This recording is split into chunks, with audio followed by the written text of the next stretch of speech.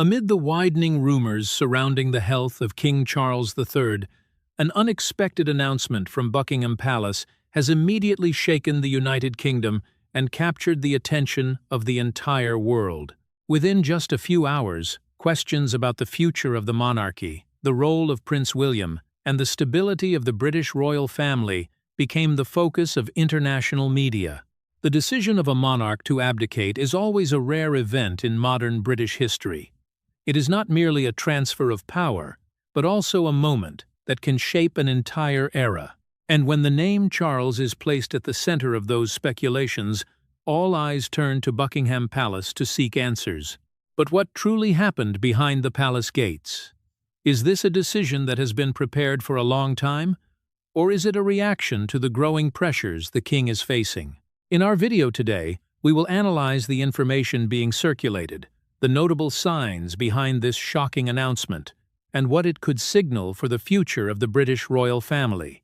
In recent weeks, Britain has been holding its breath over news surrounding King Charles III. At 76, the monarch once praised for his steadiness and sense of duty has become the subject of deep concern.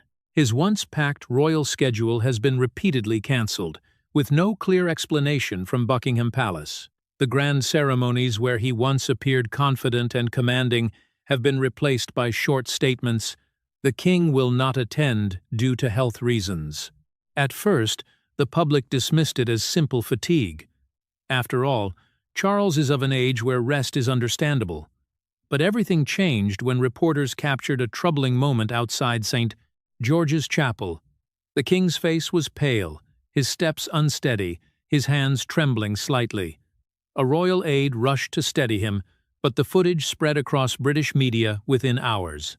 People began asking, is the king's health worse than the palace admits? According to close sources, the king's personal physician, who has been by his side for years, has issued a stern recommendation. Charles must withdraw from public duties for a significant period to focus on treatment and recovery. Some reports even suggest his condition involves complex internal treatments, possibly linked to the immune system. Still, Buckingham Palace remains silent, stating only that the king continues to carry out light duties from his private residence. Since then, the media has been kept at a distance. The few public images that have surfaced show a thinner Charles, his eyes tired, his complexion pale. In a recent video address to a charity organization, observant viewers noticed him pausing frequently to take deep breaths. His voice was raspy, his tone weaker than usual.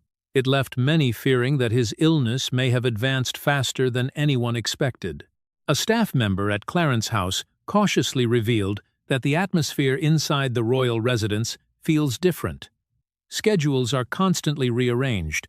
Staff have been told to avoid speaking to the press, and security presence has intensified. On certain mornings, entire corridors are sealed off for hours so the king's doctor can move freely between rooms. No one says it aloud, but everyone knows something isn't right, the staffer shared anonymously.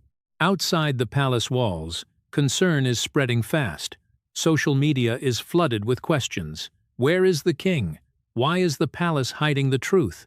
Some media outlets have openly criticized Buckingham Palace for its lack of transparency regarding the health of the head of state. The uproar grew louder when major broadcasters like BBC and Sky News were reportedly instructed to keep their distance from health-related inquiries about the king. For many, it feels eerily reminiscent of the final years of Queen Elizabeth II, when the truth about her declining health remained hidden until the very end. Even so, there are those who believe King Charles is quietly enduring his struggles, determined not to let his health become an object of pity. A royal historian observed, "He waited more than half a century for the throne. No one understands the weight of kingship better than he does. Perhaps out of pride, he refuses to let the world see his weakness. On the rare occasions he has appeared in public, Charles still tries to smile. He waves to the crowds, though every gesture seems heavier than before. At a ceremony in Windsor, he was seen leaning gently on a wooden cane, something never seen in previous years. His eyes, once bright and resolute, now carry a quiet weariness that no camera can hide. Experts in body language have noted that he's carrying far more than physical fatigue, it's psychological pressure. Key meetings at Buckingham Palace have been shortened, with most responsibilities delegated to senior advisors and secretaries. One insider revealed that there are days when the king works no more than 2 hours before retreating to his private quarters to rest. Reports he once reviewed personally are now delivered as brief summaries. Several senior aides even admitted that Charles has begun forgetting small details during discussions, something that never used to happen. In an attempt to calm public concern, the palace released a new photograph of the king at his desk, but it backfired instantly. Viewers immediately noticed the striking changes: his face thinner, his wristwatch hanging loose, and his wedding ring appearing to slide down his finger. Thousands of anxious comments flooded social media. "He doesn't look well at all. That's not the Charles we saw last year." When King Charles was crowned, he made a promise that touched the nation. "I shall serve until the very last of my strength leaves me." And now, that vow seems to be coming true. No one can confirm the full extent of his illness, but it's clear his health is no longer what it once was. The man who waited a lifetime to bear the weight of centuries-old tradition is now facing the limits of his own body. In these somber days, Buckingham Palace has fallen into an uncanny silence. The once bustling corridors echo only with soft footsteps and the quiet creak of doors as nurses come and go. No one speaks it aloud, but everyone senses that something is approaching. A change, perhaps temporary, perhaps forever. And amid that silence, one question lingers. If the king's health truly fails, is the monarchy standing at the most critical turning point in modern British history? Behind closed doors, the first private meetings have already taken place. The sound of ceremonial bells has faded, replaced by late-night gatherings where every breath carries unspoken anxiety. From London to Clarence House, a heavy tension hangs in the air. Those close to the crown say the palace hasn't felt this still since the passing of Queen Elizabeth II. For those within royal circles, it's understood that when the king's health declines, the true danger isn't just the illness, it's the power vacuum that follows. And indeed, factions within the palace have begun to stir. Outside, the media are kept at arm's length. Inside, meeting room doors are shut tight, thick velvet curtains drawn to block out the light. A quiet power struggle has begun. At Buckingham, senior advisors convened their first emergency session. No press, no ceremony, only familiar faces of the old court. These are men and women who once served the late Queen and now serve Charles, each well aware of what the word stability means in royal politics. Leading them was Princess Anne, the pragmatic, soft-spoken woman who has always placed duty above emotion. She looked around the room, her voice calm but firm. "If my brother can no longer bear the weight, then the transition must be prepared before it's too late." That was the first moment the word abdication was spoken in an official meeting. No one responded immediately, but the exchanged glances said it all. For the first time, it was clear.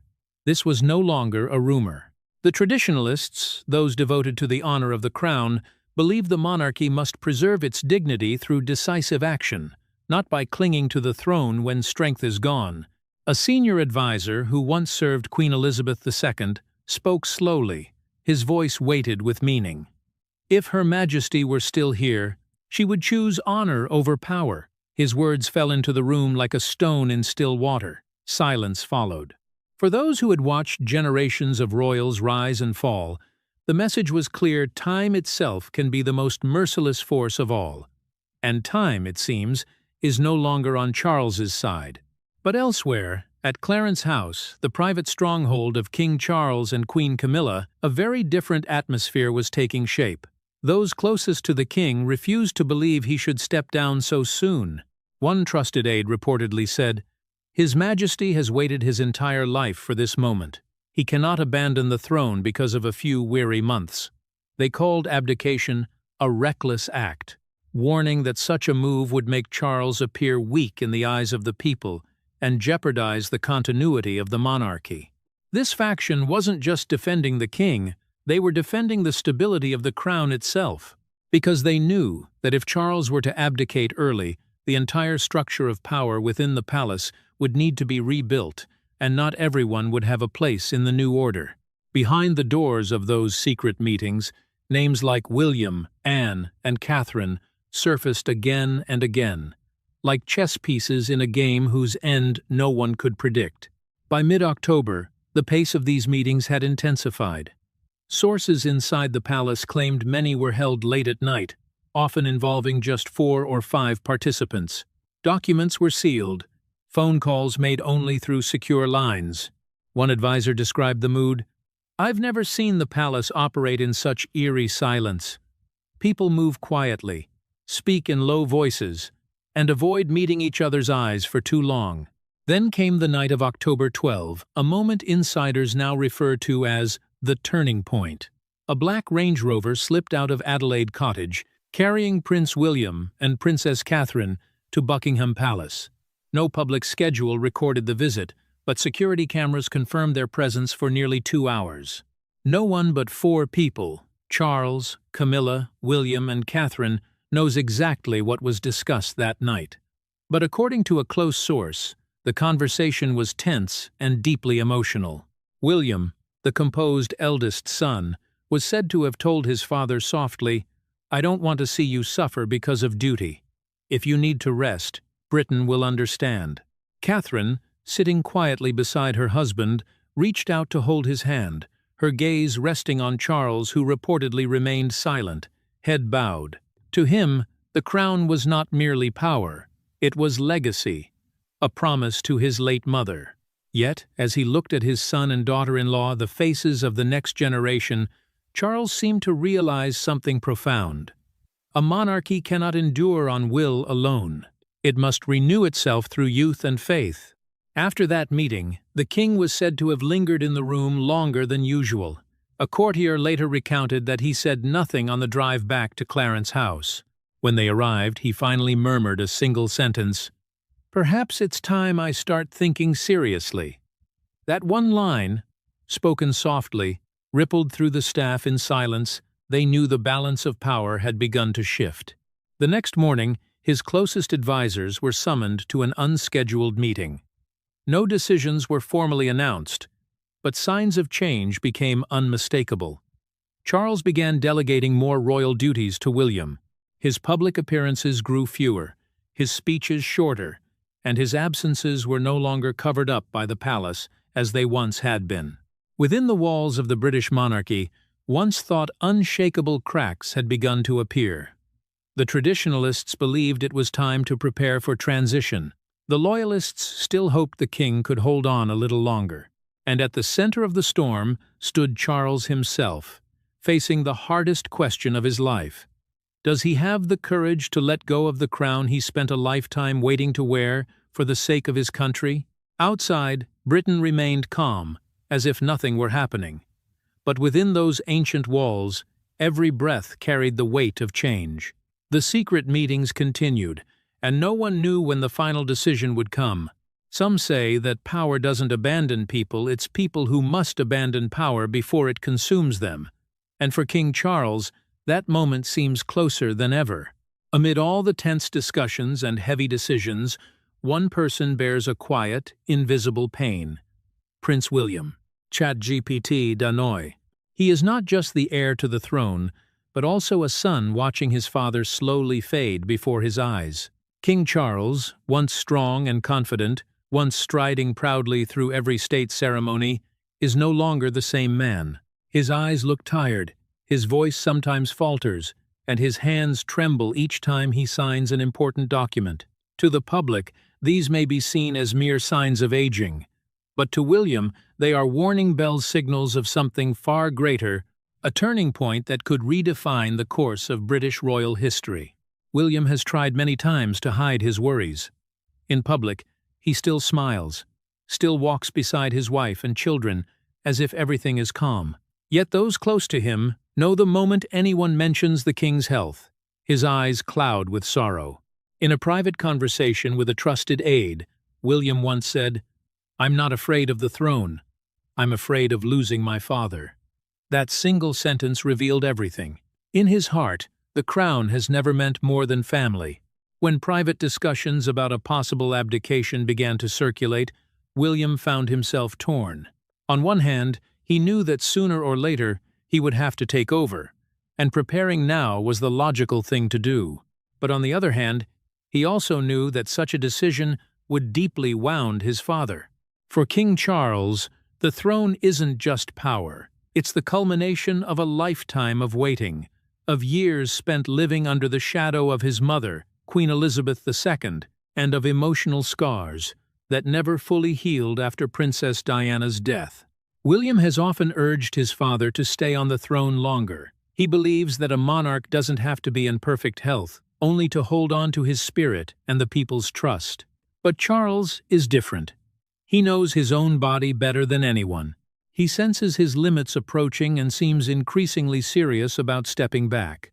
Each private conversation between father and son ends the same way, in silence. Between them lies not only the bond of blood, but the weight of an entire legacy. Catherine, the quiet center of their family, understands her husband's pain better than anyone. She never utters the word throne around William. Instead, she softly tells him, "You must do whatever gives you peace." On late nights, when Buckingham Palace's lights go dark and only the dim glow from Adelaide Cottage remains, she sits beside him, holding his hand tightly. In those moments, William isn't the Prince of Wales, nor the heir to the throne. He's just a son, terrified of losing his father. Meanwhile, the media has begun to speak of a soft transition of power.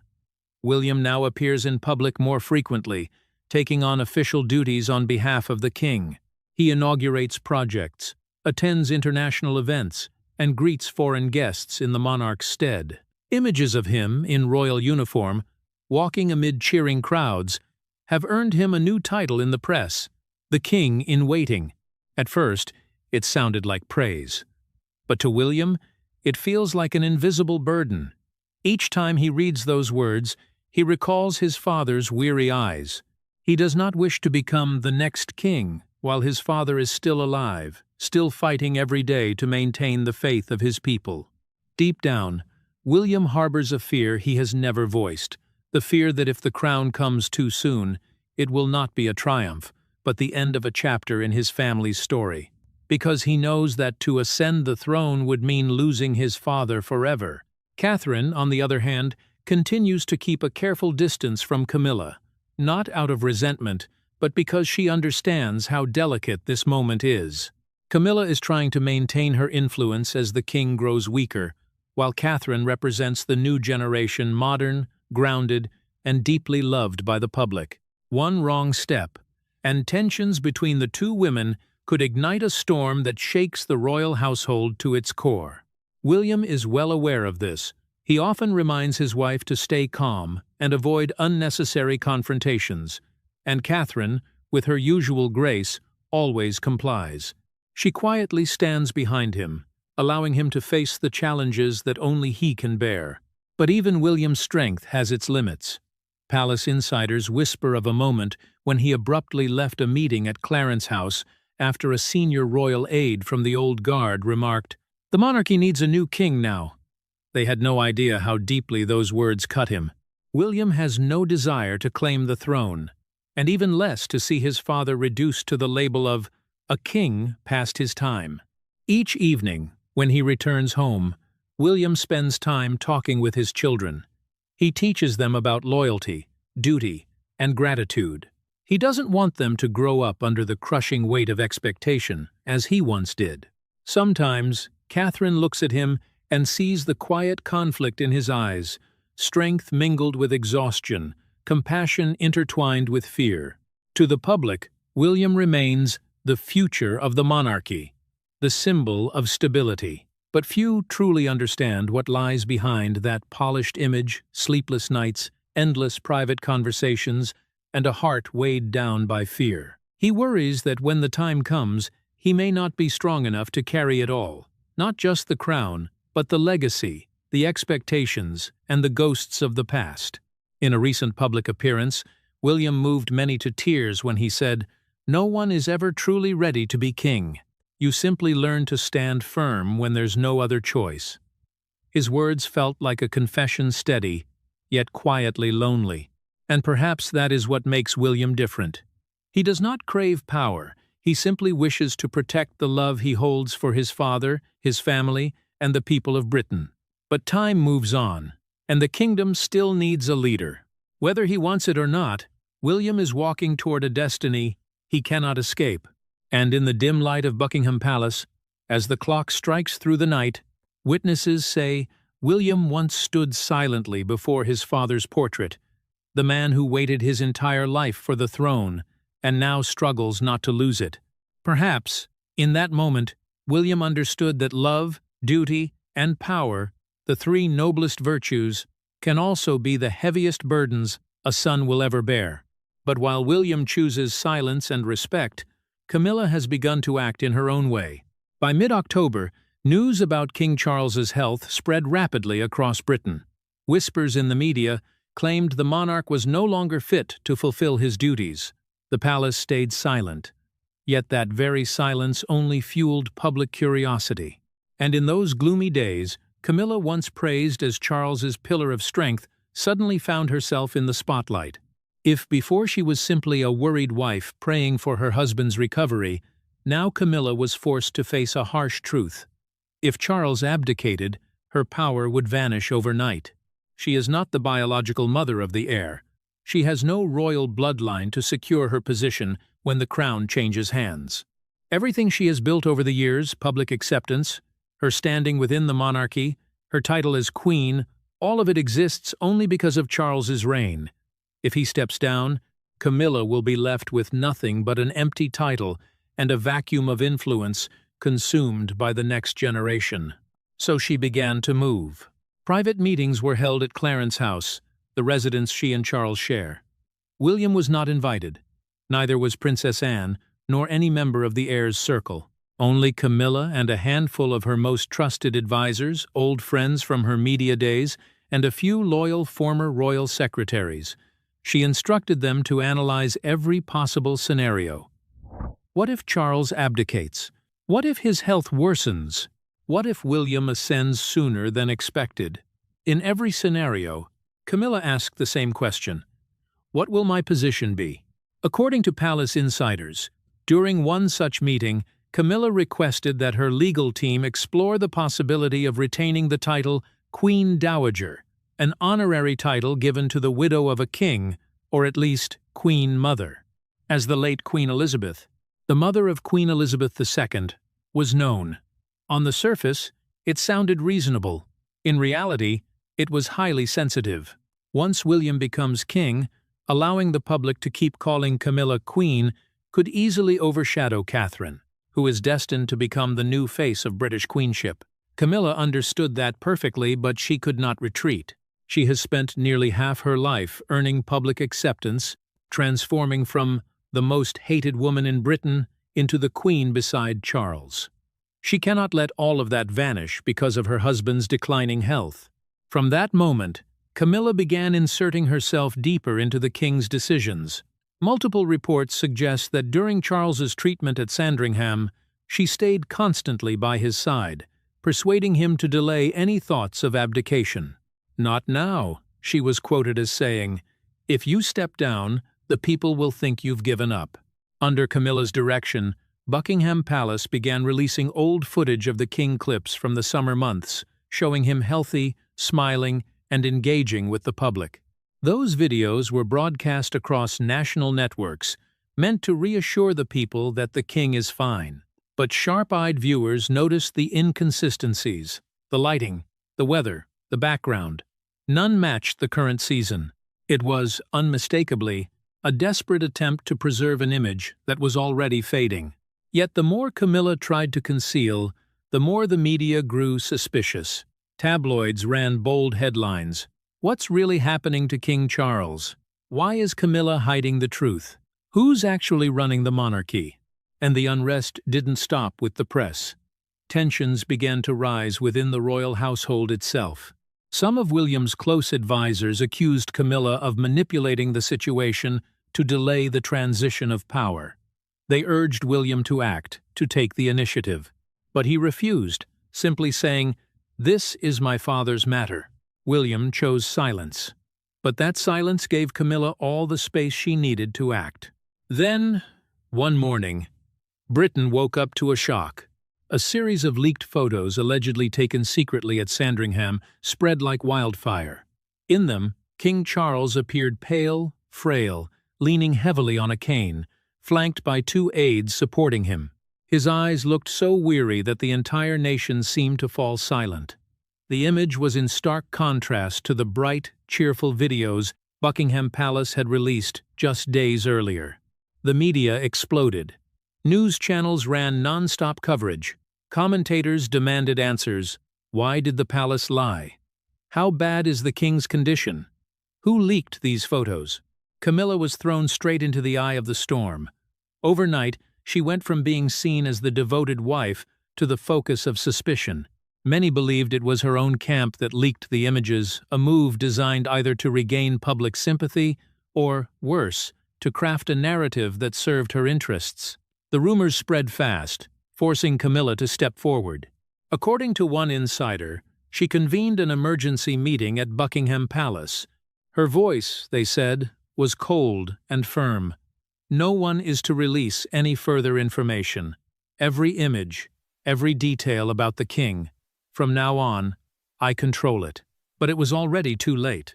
Within hours, international media outlets ran the headline, "King Charles in serious health condition palace, preparing for emergency." Politicians called for transparency. Public opinion split sharply, some sympathetic, some furious.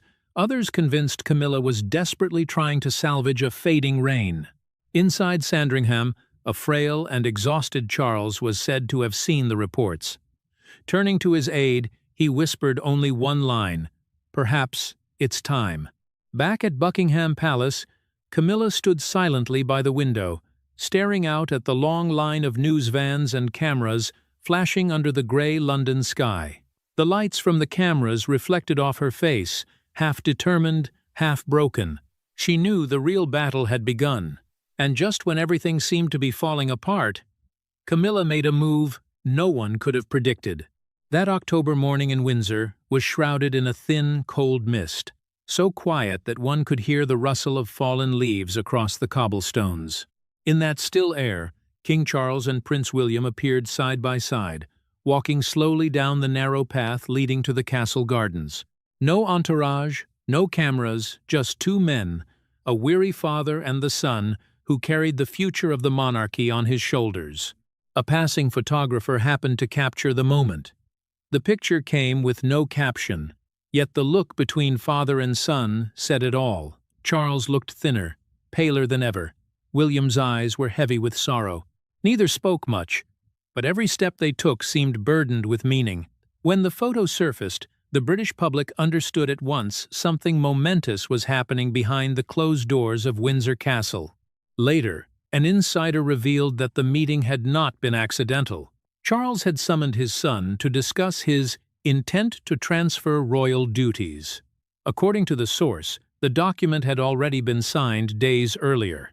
It was not an official act of abdication, but rather a solemn commitment that when his health could no longer allow it, he would pass on authority to William, giving his eldest son time to prepare for the role ahead. Those close to the king said he had wrestled with the decision for a long time. He had spent a lifetime waiting for the crown, only to realize, once he finally had it, how heavy it truly was. Since his treatment began, his health had declined rapidly. Official meetings were reduced, foreign visits cancelled, and his gaze grew increasingly distant. To Charles, the crown no longer symbolized power, it had become the weight of time itself. During that private conversation, William reportedly fell silent. Though he had always known that one day he would be king, nothing could prepare him for the moment his father would say so aloud. Charles looked at his son, his tired eyes filled with trust. Placing a frail hand on William's shoulder, he murmured softly, "It's time you start preparing." According to one witness, William bowed his head, tears falling quietly. It was not the joy of a man inheriting a throne, but the grief of a son who understood that his father had accepted an unavoidable truth. There were no trumpets, no royal declarations, only a silent passing of the torch, shared between two hearts that knew the time had come. That same day, senior advisors were summoned to Buckingham Palace. The media was not allowed in, but rumors spread quickly. Reputable outlets like The Times and Daily Mail published matching reports. The transition is now only a matter of time. The phrase appeared everywhere on evening broadcasts, front pages, and social media, stirring the British public into an uneasy frenzy. Some were anxious, others moved, but most felt an indescribable sadness. Charles was not just a monarch. He was the last living link to the era of Queen Elizabeth II, the symbol of continuity after her passing. His abdication, whether due to failing health or a final act of preparation for his son, marked more than the end of a reign. It marked the closing of an era. Inside the palace, the atmosphere was equally tense. Queen Camilla was said to have pleaded with the king to continue his reign, at least for a little longer, to avoid upheaval within the court. But Charles remained resolute. He knew he could no longer carry on. In letters privately addressed to his closest family members, he wrote, 25. My greatest duty now is to ensure a peaceful transition, so William will not have to bear the weight of chaos. And indeed, from that morning at Windsor onward, William began to appear more frequently in public. He represented the king at audiences, spoke on his behalf at memorials, and even chaired meetings with the Prime Minister. The media quickly noticed the shift and gave him a new name, the Shadow King. Though he maintained his calm and measured demeanor, there was something different in William's eyes. It was more than concern for his father. It was the quiet burden of destiny drawing near. In one interview, he once said, "I never wish for the crown to come early, because it always means loss." Those words now echoed like a sorrowful prophecy. British media described that morning in Windsor as a symbol where two generations of royals silently passed on power, without ceremony, without fanfare, bound only by honesty, love, and duty. It was said that as the two men walked out of the garden, Charles gripped William's hand tightly before letting go. In that moment, everyone present understood it was a farewell that needed no words. When the king's car departed from the castle, William remained standing, watching it fade into the mist. The morning light broke through the fog, illuminating his face. An old reign was coming to an end, and a new one was waiting to begin, though no one dared to name it yet. From that day on, Britain began to prepare for what no one wished to speak aloud: a new reign. The morning at Sandringham was still and quiet. The great oak trees shed their golden leaves along the stone path leading to the estate. Gone were the bustling guards, the lines of black cars coming and going as they once did when royal duties filled the days. All that remained was the silence of an English autumn, and the soft rustle of wind brushing through the window where the king sat. King Charles, dressed in a thin gray sweater, sat by the window with a cup of tea gone cold. He gazed into the distance at the garden, once lovingly tended by his mother, Queen Elizabeth II. The pale morning light fell across his hollow face, revealing the lines of time, of duty, of a man who had lived his entire life under the world's scrutiny. In that quiet room, he was no longer the powerful monarch of the British Empire, but simply a father, a man nearing the end of his journey. His health had weakened. His personal doctor visited often, sometimes to check his blood pressure, other times just to talk, to remind him to rest. But Charles no longer cared. There are truths one only understands, at the end of the road, that even the brightest crown cannot hold back time. For weeks, William had taken on almost all royal duties in his father's place. He attended ceremonies, met with citizens, and smiled gently when the press called him the King in Waiting. Yet anyone who looked closely into his eyes, after those smiles, knew there was no triumph there, only quiet worry and deep sorrow for his father. At Sandringham, Charles followed every step of his son through the television screen. Sometimes he smiled. Other times, his tired eyes glistened with tears. He realized there was no point in clinging to the crown any longer, for what was the purpose of holding on when his heir was already ready to take flight? Camilla, the woman who had stood beside him through every storm, now appeared rarely in public. She stayed by Charles's side most of the time, no longer organizing meetings or gatherings with advisors. Perhaps she understood that all efforts to preserve their positions were meaningless once time had made its choice. On quiet evenings, she would sit in the drawing room reading, while Charles occasionally called William to visit. They spoke little, but their eyes said everything, a look between generations, between one who was about to depart and one who must now rise. One late afternoon, William was seen driving alone to Sandringham. The two men walked slowly around the garden. No bodyguards, no cameras. Charles moved carefully, leaning on his wooden cane. William walked beside him, occasionally bending to listen to his father speak. No one knew what was said, but when they returned inside, William's eyes were wet. An insider later revealed that it was the day Charles handed over his written intent to transfer the responsibilities of the crown. When the news finally leaked, the whole of Britain seemed to fall silent. The people were not exactly surprised, yet a quiet sadness swept across the nation.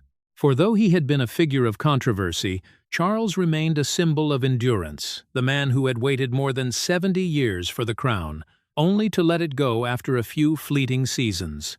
The British media was soon flooded with old images of him. A young prince walking solemnly behind Diana's coffin, a grieving son standing beside his mother's casket, a trembling king on the day of his coronation. Together they painted a portrait of a man whose life had been both extraordinary and painfully human. In London, the conversation began to shift toward what many now called the William era. The public spoke with hope of a younger, more compassionate monarchy closer to the people. Yet beneath that hope, there lingered deep respect for Charles, because they knew not everyone possesses the courage to step back, to let go, while the spotlight is still shining. At Sandringham, the evenings grew quieter. Charles often sat alone in his study, listening to classical music he had loved since his youth. Sometimes, he would replay the old recordings of his mother, Queen Elizabeth's Christmas broadcasts, just to hear her voice again. He would smile faintly, as though speaking to her in silence. And perhaps, somewhere beyond, she was smiling back, proud of her son who had inherited not just her crown, but her grace and her courage to say, "Enough." William was now seen often beside his wife, Princess Catherine. The two appeared together at public events, discussing charity initiatives and representing a new generation of royals. Catherine was as poised and gentle as ever, though there was something in her eyes, a quiet understanding of the weight of what was happening behind the palace walls. In a recent speech, William said, "My father taught me that leadership is not about commanding, but about listening. And sometimes, the greatest act of courage isn't in holding power, but in knowing when to pass it on." The words were broadcast across the nation, and everyone knew he was speaking for his father. Camilla, at last, chose to withdraw completely from public life. Her name disappeared from royal schedules, her face from the cameras. Sources close to the family said she wanted to spend her remaining days caring for Charles, the man who had walked beside her through nearly half a century. Perhaps, in these quiet final moments of their reign, their love had returned to its purest form, no longer king and queen, but two aging souls leaning on one another. And Britain, too, seemed ready. After years of turbulence, of noise, of scandal, the mood of the people had softened. They no longer judged Charles as a monarch, but saw him simply as a man who had done his best, a man who had lived in the vast shadow of his mother, a man who had endured the scrutiny of the world, a man who had known pain, regret, and profound loneliness. And now, at last, he was free, no longer a king, no longer burdened by duty, but finally at peace. Then, one bright morning, the BBC broke the story. The king will begin an extended period of rest at Sandringham. Prince William will assume most royal duties. It was a brief statement, calm, simple, yet it made millions of hearts tighten. Because everyone understood, this was how King Charles chose to say farewell to his throne quietly, gracefully, and with humanity. That day, hundreds of citizens gathered outside the gates of Sandringham, laying flowers along the fence, not to mourn a fallen monarch, but to honor a man who had the wisdom to let go when the time had come. Among the sea of flowers, one small card stood out. It read, "Thank you, Your Majesty, for teaching us that true strength lies not in the crown, but in the heart." And perhaps that was the most beautiful message with which to close a reign. The narration slows. The image fades gently into the golden English dusk. Because, after all, there are kings who rule through power, and there are kings who rule through the courage to stop. King Charles, perhaps, belongs to the latter.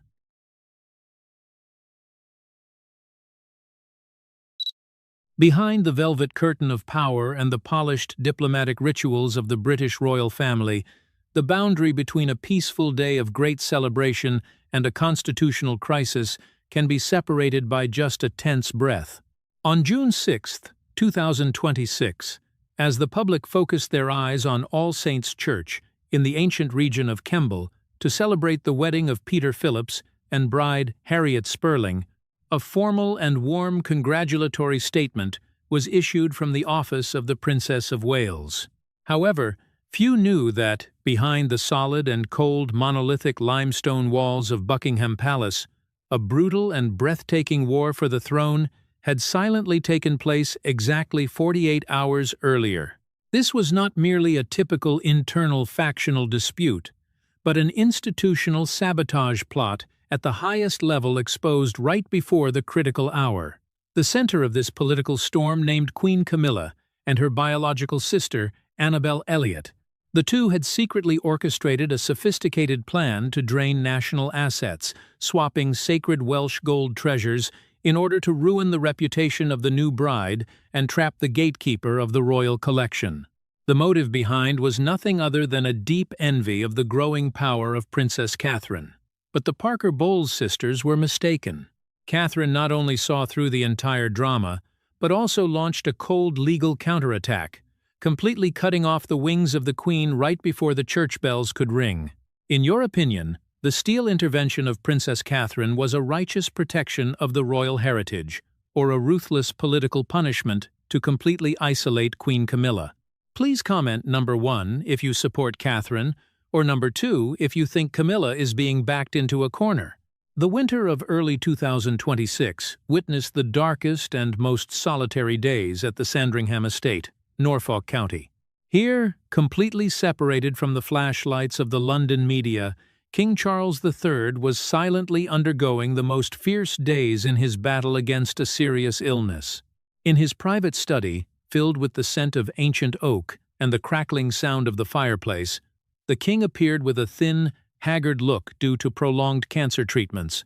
However, behind those tired eyes was still the clarity and sharpness of a monarch who understood that the final chapter of his reign was approaching. It was in this breathtakingly quiet space that a constitutional earthquake was silently triggered, permanently shifting the power axis of the Windsor dynasty. On a cold January afternoon, a dark leather-bound dossier bearing the top-secret red seal of the Privy Council was placed on the desk of the king. There was no grand royal ceremony, nor the presence of the powerful private secretary. With just a decisive stroke of the pen, King Charles III signed an unprecedented, supreme royal decree. This landmark decision completely bypassed, meaning intentionally ignored, the office of Queen Camilla to unilaterally appoint the Princess of Wales, Catherine, as the sole guardian of the crown jewels. To understand the shocking nature of this decree, we must turn back the pages of strict centuries-old customary law of the British royal family. Historically, the reigning queen consort was always the one holding supreme privilege, the only person with the right to decide, borrow, and manage national treasures to serve royal and diplomatic ceremonies. Stripping 100% of this physical control entirely from the hands of Camilla was not merely a routine personnel adjustment or administrative procedure. To the cold and discerning minds at the British court, this was a ruthless constitutional punishment, an indirect supreme political proclamation from the king. It implicitly confirmed a bitter truth, that the title of Queen for Camilla was now just an empty ceremonial shell, and the core power, the guardianship of the thousand-year heritage of the monarchy, had been officially transferred early to her daughter-in-law, the future Queen of England. When information about this top-secret decree leaked within a narrow scope inside the limestone walls of Buckingham Palace, it created an underground wave of panic. For Camilla, a woman who had spent half a lifetime standing in the shadows, accepting brutal public criticism to step-by-step climb to the pinnacle of royal power beside Charles, this decree was nothing less than a public slap before the entire court. Actual power had slipped from her hands.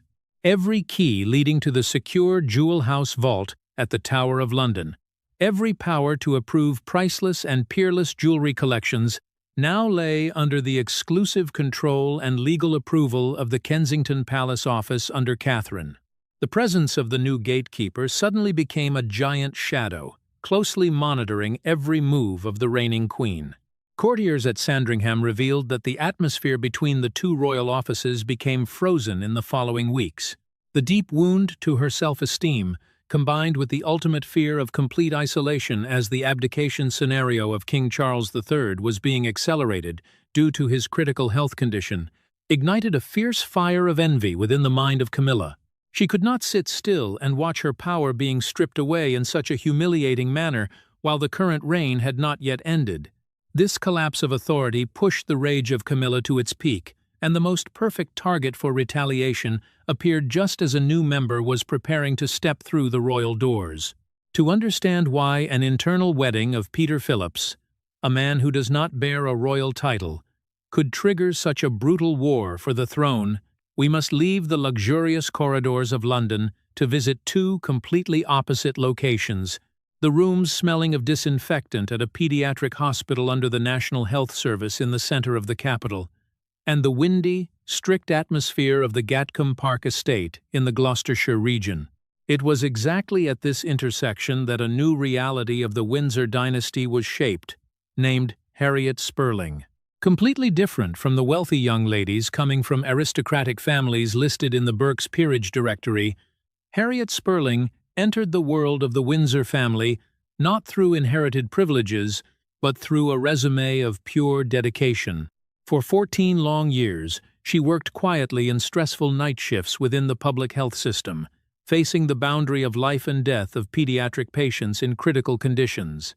Those 14 silent years forged a woman of courage, composure, and an authentic aura that no court ritual could fake. It was this resilient character and practical attitude towards life that immediately won over Princess Anne, the person dubbed the hardest-working royal member of her generation. At the Gatcombe Park estate, Princess Anne not only approved Harriet for her son, but also gave her a public, highly respectful sponsorship.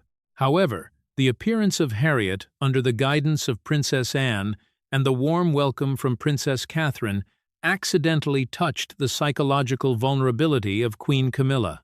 For a person who always venerates traditional hierarchical values and the old aristocratic network like Camilla, Harriet Spurling was not just an outsider, she was the embodiment of a real institutional threat. Discriminating royal observers began to notice a repeating pattern, a phenomenon that observers called the formation of the self-made middle-class alliance. In the eyes of Camilla, the combination of Princess Catherine, her mother Carol Middleton, and now Harriet Spurling, was creating a power triangle possessing the ultimate weapon that money or titles could not buy: absolute public support. They are modern women, having careers, having deep empathy with the mass democratic society, and most importantly, they reflect the image of a contemporary Britain. Camilla saw this danger very clearly.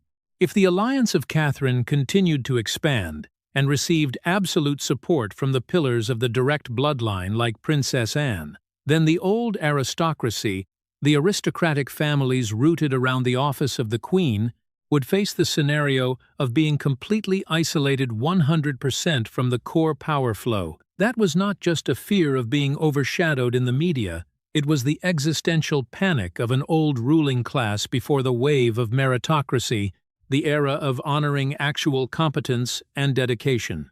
This fear further complicated into toxic envy, as whispers about the abdication roadmap of King Charles III grew denser in the spring of the year 2026. Camilla understood that, once the crown transferred to Prince William and Princess Catherine, her era would officially close in the coldness of the new court. The pride of a reigning queen did not allow her to accept that herself and the Parker Bowles family would be quickly pushed to the margins of history. A strategic counterattack needed to be launched immediately to shake the credibility of Catherine as the gatekeeper of treasures, while simultaneously downgrading the status of the new bride Harriet Spurling before she could even step through the royal threshold. The Parker Bowles sisters decided to turn the big day in Gloucestershire into a political minefield. To prevent the rise of this power block, a sophisticated plan was drawn up, aiming directly at the most sacred treasures transported from the Tower of London. To understand the serious nature of the crisis, we must leave behind political calculations to delve deep into the world of physical treasures, a place where every milligram of metal or every cut on a gemstone carries the weight of an entire institution. The battlefield that Queen Camilla chose did not lie in declarations, but aimed directly at the two most sacred physical entities prepared for the bride Harriet Spurling, the legendary Welsh gold source from the Clogau St. David mine, and the priceless Strathmore Rose tiara. The origin of this heritage story lies deep within the barren soil veins of the Clogau St. David gold mine in the Bondo region, North Wales. This is not commercial gold that can be easily bought with money. This gold mine officially closed at the end of the 20th century, turning the remaining raw gold in the royal reserves into one of the rarest and most expensive resources on the planet. Welsh gold possesses a unique characteristic, a natural, warm rose-tinted hue created by a primitive geological blend. Since the year 1923, this metal has become an unchangeable symbol, reserved exclusively for weddings of the direct bloodline, from the Queen Mother, Princess Diana, to Princess Catherine. The approval of Catherine to craft a wedding jewelry set consisting of a necklace and earrings entirely out of pure Welsh gold for Harriet Spurling, a pediatric nurse, was a decision carrying the weight of an independent declaration. It affirmed that in the new reign, the dedication to public service of the middle class is cherished equally with high noble lineage. Alongside the Welsh gold jewelry set, the ultimate symbol of royal power prepared for June 6, 2026, was the Strathmore Rose tiara. Lying deep within the top-secret secure jewel house vault at the Tower of London, this tiara is a flawless masterpiece of 19th-century romantic style. Designed in the shape of a low bandeau, the treasure outlines a softly curving chain of wild roses. The entire frame was handcrafted from aged silver and yellow gold, supporting hundreds of natural old mine-cut diamonds, a manual cutting technique from the Georgian era that helps fully preserve the thickness and the water-like light refraction under candlelight. This gift was originally presented by the Earl of Strathmore to his daughter, meaning the future Queen Elizabeth, the Queen Mother, on the occasion of her wedding in 1923. Resting for nearly a century in the personal collection of the family, the Strathmore Rose tiara carries a profound meaning of rebirth, loyalty, and generational continuation. When Catherine decided to bring this piece out of the Tower of London after many decades of sleep to give to Harriet, she wanted to send a steel message to the court that the institutional embrace for commoners had reached the highest level. Precisely because of the massive historical and symbolic value of the treasures, the Office of the Princess of Wales coordinated with the London Police to establish an unprecedentedly strict transportation protocol equivalent to a national-level security operation. According to the plan, the relocation of the tiara from the Tower of London was carried out by the Royalty and Specialist Protection Command. The treasure was placed in a specialized climate-controlled carbon fiber security box, lined with shockproof archival velvet. The lid of the box was sealed with hot wax and stamped with the personal signet seal of Catherine herself. Exactly 2 in the morning on June 4th, An armored convoy consisting of 3 bulletproof Range Rover Sentinel vehicles moved out of the gates of the Tower of London under the code name Radio Silence. Throughout the route towards Gloucestershire, the entire conventional global positioning system was disconnected, replaced by an encrypted military satellite communication channel of the Ministry of Defence. The convoy did not stop at any checkpoint, heading straight for the fortified underground vault at the Highgrove House estate to await the opening ceremony. Such was the strict security process, but for someone holding the internal key to every royal palace, infiltration was never an impossibility. If Buckingham Palace to the public is a symbol of supreme power and the invariance of British royalty, then to those living inside it, this is a maze of closed corridors and internal privileges. Hidden behind the splendid staterooms, deep within the strictly secure area of the palace, lies the Royal Goldsmith's Workshop. This is where the top artisans of the world spend their entire lives maintaining, cleaning, and preparing priceless treasures before every major celebration. This place is protected by steel doors and strict card control systems. However, history has proven that the greatest security vulnerabilities do not come from the weakness of technology, but from the abuse of privilege by those standing at the top of the power tower. And the person holding the master key to penetrate the heart of the treasure was none other than Annabel Elliot, the biological sister of Queen Camilla. With the official title of Senior Interior Design Consultant and Head of Materials Management for Royal Residences, Annabel Elliot possessed a privilege that even core members of the direct bloodline rarely had: the freedom of unescorted entry to all logistical areas and workshops. Exploiting the absolute trust and the inherently loose inspection processes for the family of the Queen, Annabel turned the Royal Goldsmith Workshop into her private space to execute a campaign to drain national assets of the most sophisticated scale in the 20th century. The first target to enter the crosshairs of the Parker Bowles sisters was the pure Welsh gold wedding jewelry set for Harriet Spurling. Under the pretext of checking the finish and surface polishing before being boxed for transport, Annabel directly intervened in the structural finishing process of the necklace and the pair of earrings. Using professional crafting techniques performed by a group of loyal private jewelers hand-picked by herself, a large percentage of the extremely rare rose-tinted Welsh gold taken from the Clogau St. David mine was secretly extracted. To compensate for the weight and maintain the original pink hue to deceive the royal artisans, Annabel substituted it with a low-grade melted industrial copper alloy. Visually, the jewelry set still sparkled perfectly under the workshop lights, but in terms of practical value and the spiritual meaning of a welcoming gift from the monarch, it had been turned into a humiliatingly swapped counterfeit. The act of sabotage did not stop at the gold material. It quickly extended its octopus tentacles to the sacred structure of the Strathmore Rose tiara. Taking advantage of a self-proclaimed technical maintenance window approved by the office of Queen Camilla, Annabel Elliot approached the 19th-century tiara when it had just been temporarily removed from the Tower of London.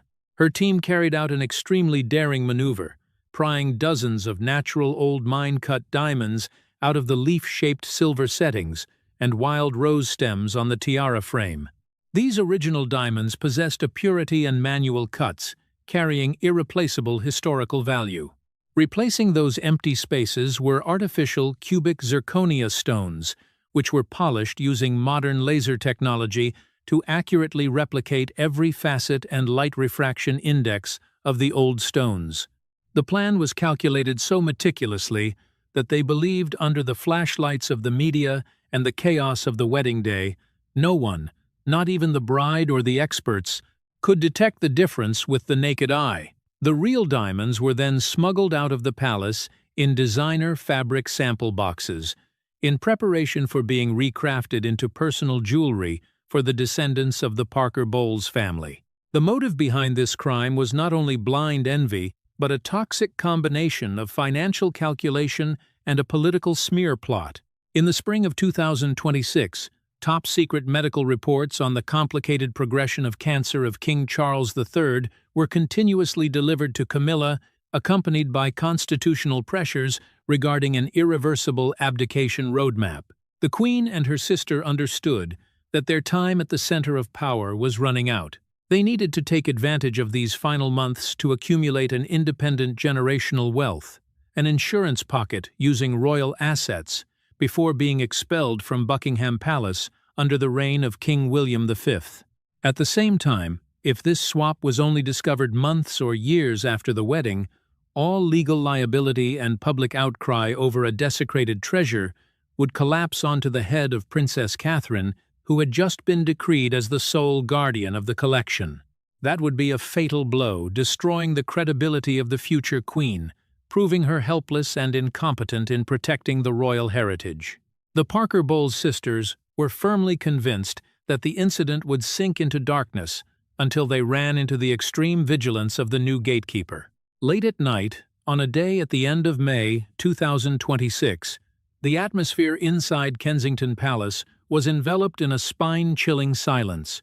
Unlike Buckingham Palace, which was filled with diplomatic rituals, Kensington, under the management of the Prince and Princess of Wales, operated like a strategic command center, efficient, secure, and extremely disciplined. In the top-secret underground security room, which was equipped with military-grade data encryption systems, Princess Catherine sat before screens displaying technical analysis charts. She did not confront Camilla with public arguments or accusations in the newspapers. As the new gatekeeper of the royal treasures, Catherine chose to counterattack with the most terrifying weapon of the new era, the absolute transparency of forensic science and the supreme power of the law. A few hours earlier, citing the supreme privilege from the royal decree signed by King Charles III, the Office of Catherine activated an unexpected technical audit of all the wedding gifts and treasures prepared for the wedding of Peter Phillips. The Parker Bowles sisters were completely caught by surprise. They thought the inspection process would just be casual glances from elderly courtiers, but in reality, entering the workshop that night was a team of senior experts from the historic Royal Palace's organization, bringing along the most modern scanning equipment. The forensic examination using portable X-ray fluorescence spectrometers and refractive spectrum analysis technology immediately exposed the entire sophisticated swap drama. When the jewelry set of Harriet Sperling was placed on the high-precision electronic scale, the numbers displayed on the screen created a huge shock for the entire security team. The X-ray scanner detected a molecular density discrepancy of up to 100% at the joints and the inner core of the necklace. That splendid rose gold item was actually an industrial copper alloy, disguised with a thin layer of Welsh gold plating on the outside. Right after that, the light spectrum of the Strathmore rose tiara sent back to the Kensington server an equally shocking result. The reflected wavebands of the stones on the wild leaf frame completely lacked the depth of 19th-century natural carbon. They were artificial cubic zirconia, cut to deceive the naked eye, but completely helpless before X-rays. Evidence of a national asset drain at the highest level was fully exposed, with every logistical trace leading straight to the office of the head of materials management, Annabel Elliott. Facing a scandal that could shake the very roots of the royal reputation, Catherine made a decision that demonstrated the courage of a sovereign leader. To protect the reputation of the monarchy and shield King Charles III from a fatal mental shock amidst his illness, she decided to keep the incident secret from the international media. Instead, a steel, non-negotiable legal ultimatum was drafted right at Kensington and sent via special security delivery straight to the private rooms of Queen Camilla and Annabel Elliott. The ultimatum set a brutal condition. The Parker Bowles sisters had exactly 48 hours to return every milligram of the original Welsh gold and every old mine cut diamond back to their original positions on the treasures. To ensure there would be no further swaps, Catherine and Prince William took an unprecedented step, deploying units from the Royal Guards to conduct armed surveillance 24/7 directly inside the royal jewelry workshop. The private jewelers of Camilla were forced to reconstruct the treasures under gunpoint and the supervision of officers loyal to Kensington. The most terrible punishment, ripping directly into the power network of the Queen, was the historic banishment decree taking effect on June 1, 2026. By a document signed by the sole guardian, Annabel Elliot was officially stripped of all consultant titles, had all security cards revoked, and was permanently banned from stepping foot into any royal palace or estate across the entire United Kingdom without an escort and written approval from Catherine herself. This thunderous blow completely severed the extended arm of Camilla, exposing the helplessness of the reigning queen right inside her own home. The Parker Bowles sisters understood that they were no longer facing a submissive daughter-in-law, but were confronting an iron force wrapped in velvet that was reshaping the order of the dynasty. The brutal punishment by Catherine was not just a personal declaration of war, it triggered the most powerful blood alliance within the Windsor family. When the banishment order for Annabel Elliot took effect on June 1, 2026, the center of the war for the throne immediately shifted from the security offices in London to the peaceful rolling hills of Gloucestershire County. Here, the Highgrove House estate and the ancient Kemble region, which were preparing for a day of great celebration, suddenly turned into a strategic battlefield of mines. The Parker Bowles sisters completely underestimated a core factor. Gloucestershire was not Buckingham Palace. This was the sanctuary of Princess Anne, the Princess Royal, and when the plot to drain the treasures was exposed, it triggered a cold, brutal rage from the woman dubbed the Sword of the direct Windsor bloodline. As the mother of the groom, Peter Phillips, Princess Anne monitored the wedding progress with her characteristic strictness and sobriety. To her, this marriage was not just a family joy, but a royal commitment to society when welcoming Harriet Spurling, a dedicated nurse of the National Health Service. At the moment, the top-secret audit file from Kensington Palace was sent via confidential channels to the desk of Anne at the Gatcombe Park estate. The atmosphere in the room completely froze.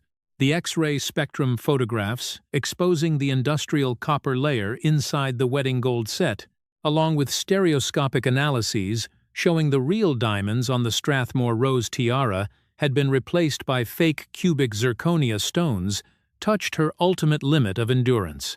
The reaction of Princess Anne was not screams or loud confrontations.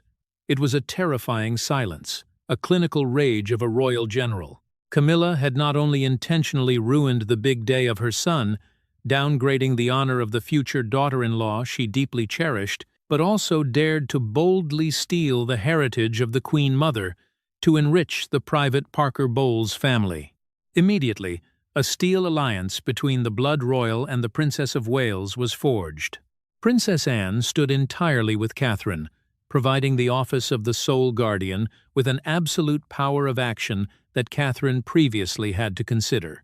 Field authority in Gloucestershire.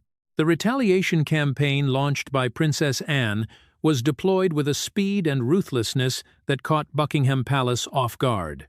Not waiting for the opening ceremony on June 6th, in less than 24 hours after receiving the file, Princess Anne activated a comprehensive and thorough internal purge unprecedented in the modern history of the British royal family.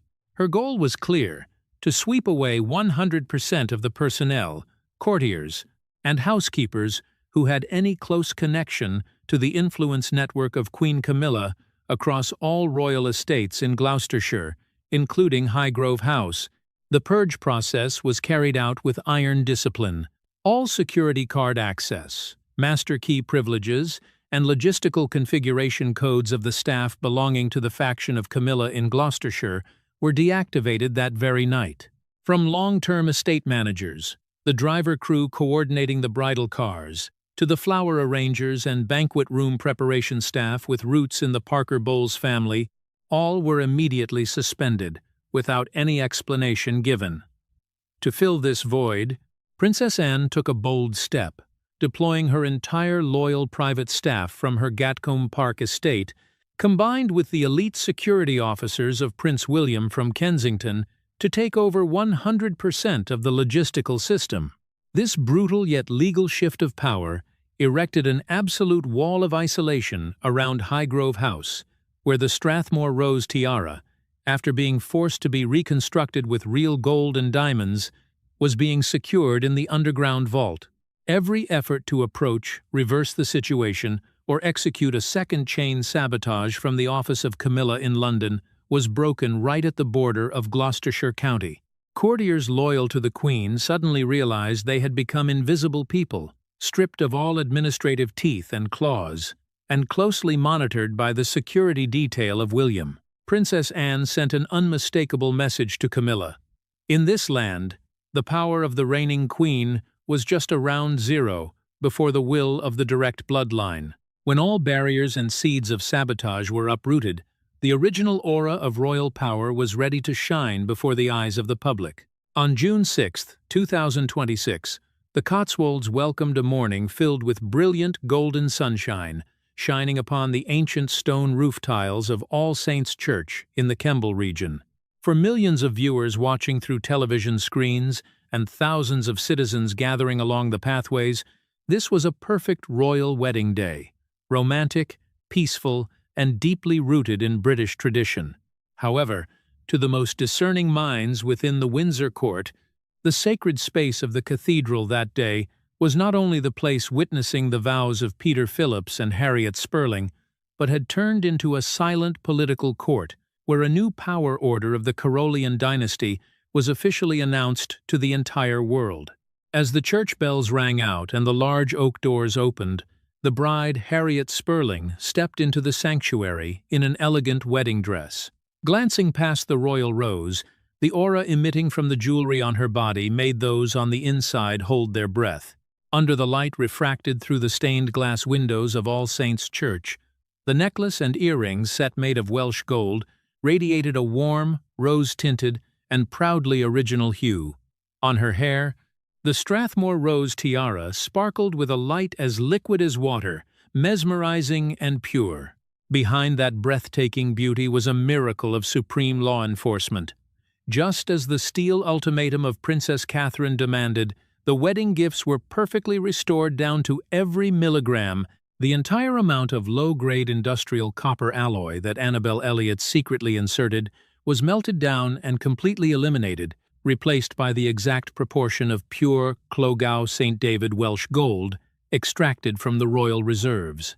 Every single fake cubic zirconia stone planted on the tiara frame was ruthlessly pried away under the armed supervision of the royal guards, making way for hundreds of original old mine-cut natural diamonds from the year 1923. The naked eye of the public only saw a fairy tale wedding, but the eyes of the court saw an absolute victory, a technical knockout that the new gatekeeper of the treasures dealt to the faction of the reigning queen. The radical shift in court geopolitics was most clearly exposed when the eyes of observers turned to the rows of honor for senior members. Queen Camilla sat there, in formal attire standard, according to royal protocol. However, behind the forced diplomatic smile was the image of a mother of the nation who had been completely stripped of her administrative teeth and claws. Her biological sister and right hand, Annabel Elliot, completely disappeared from the royal guest list following the historic banishment order on June 1st. Camilla sat in the front row, but her office was completely isolated and deactivated. Actual power to coordinate, approve, or interfere with royal assets and logistics no longer belonged to her.